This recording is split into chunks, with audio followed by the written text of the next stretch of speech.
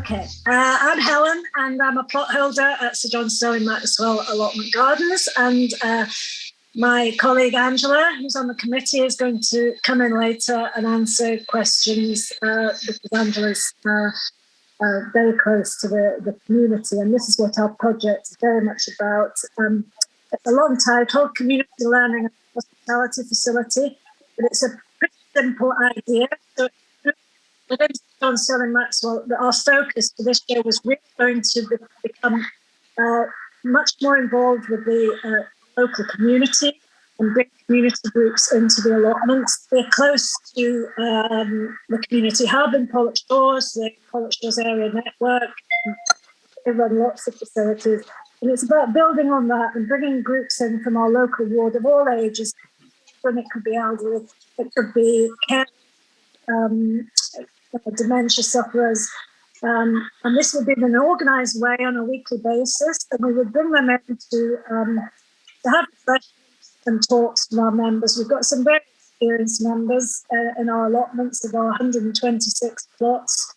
And so we really want to tap into that knowledge. And it's also very much a social idea that we want. We're very lucky.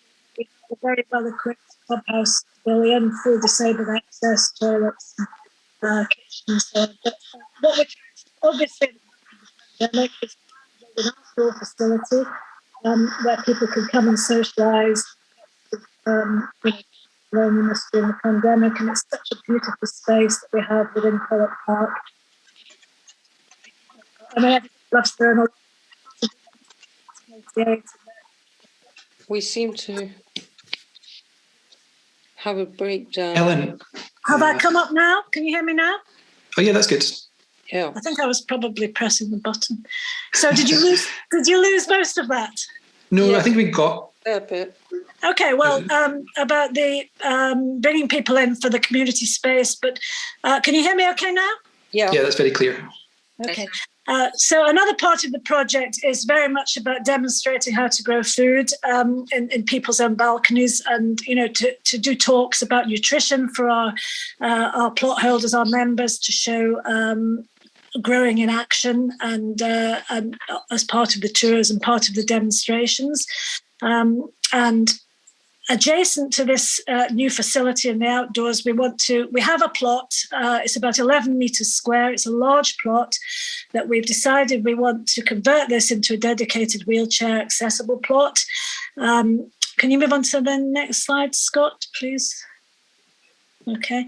So the clubhouse is there. The pavilion is there in the slide at the bottom. So it's where you come in the gate. If you don't know our allotments, you come in the gate there. So the pavilion is right there. We have quite a large tarmacked area just adjacent to that pavilion, and that's where the plot that we want to convert is, and also where we want to build this gazebo area about 8 metres by 3 metres. So I mean, it would have a clear acrylic roof, and people would be able to sit underneath it, and we can offer refreshments from our pavilion and bring them outside and socialise and have these talks. So it's also for our own members. Our own members got very, very involved this year in our open day, and that's all part of a more advanced, inclusive approach. And I think people would learn from each other within the plots, but very much that's where the groups would come and have these talks. In terms of the adjacent plot, which would be right behind this gazebo, we see this as a fully accessible plot for a wheelchair user, probably one, it could be two, because it is a large plot. But obviously, whoever takes on this plot would want to feel they have autonomy and ownership of it, like we all do with our own allotments. So it's something that I think perhaps GAF could help us with, and we would like to see this grow as an exemplar. There probably will be other plots that have a dedicated disabled. Obviously, you were talking about one in the previous presentation. So we want to tap into the knowledge that's out there. Obviously, Glasgow Disability Alliance and Trellis and organisations like that. But I think we would need to look at our waiting list. We have a long waiting list. There may be a wheelchair user among that group. Contact local housing associations and try and find somebody that, and I'm sure we will, that would love to take on allotment. We're very near the main road. It's just a small lane down from good transport links and so on off Pollokshaws Road. So in the winter, we see this as somewhere that people can go if it's very bad weather. Obviously, we have the pavilion, so we can offer the same facilities, the hospitality and talks in our pavilion. And the plot for the wheelchair user is very close to the pavilion and to the gate. Next slide, Scott, because this is where if we were lucky enough to receive this award, we would like to put this towards the list that you see here. But again, we wouldn't just want to go out and just buy from suppliers. We would want to tap into people who already understand about bespoke, raised beds and all of these tools, lightweight tools and so on. So, a simple irrigation system may just be, using a barrel and a pump and a hose. And I don't know, I'm not an expert in that, but we would fully intend to consult with people who do know.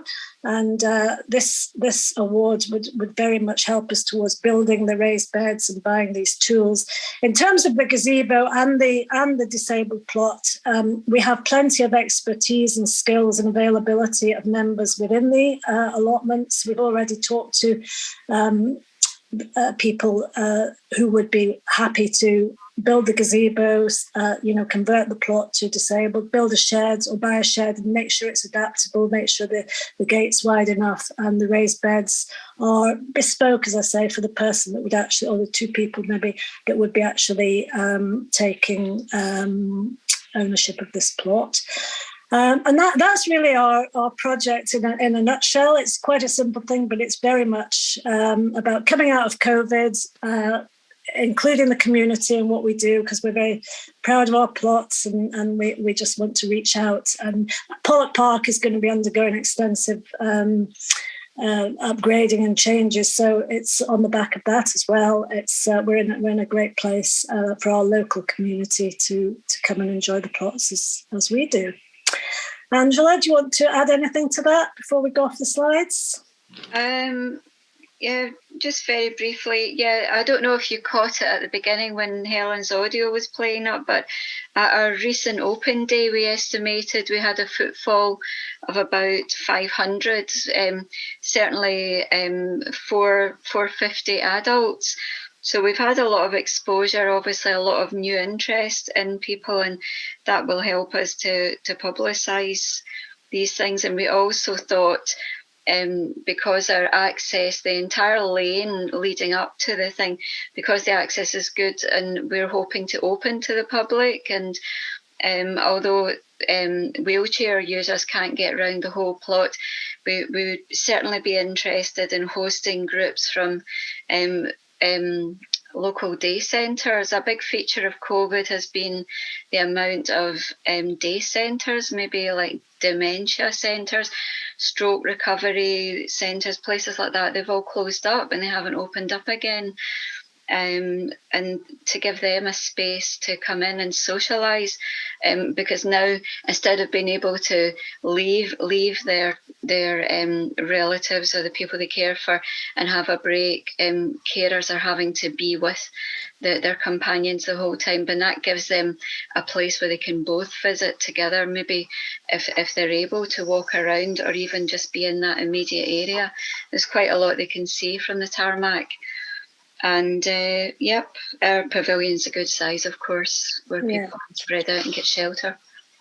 And I think the disabled plot, I mentioned it could become an exemplar. Obviously, that's provided we get it right and we get the right help and consultation that we need. But it could also be an exemplar in terms of being a sensory garden, having peat-free compost, having wildflowers and all the things that I think we're all trying to get towards in terms of every allotment. So that would be very useful learning for our members, and hopefully for other allotment sites across the city that could visit and hopefully learn from that too.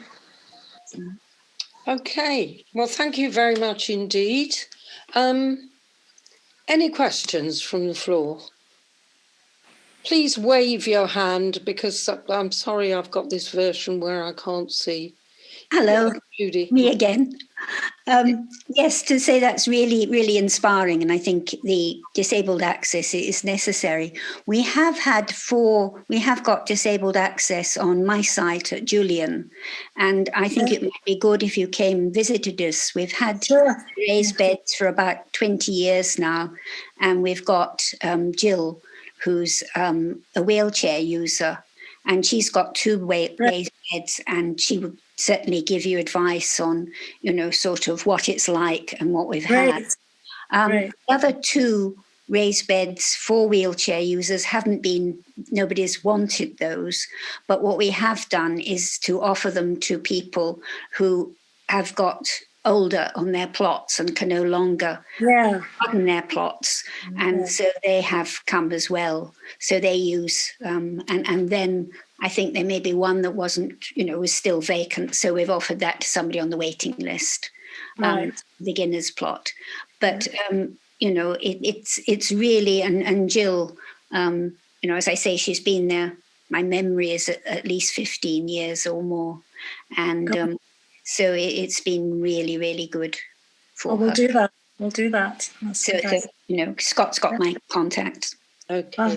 Great, thank you.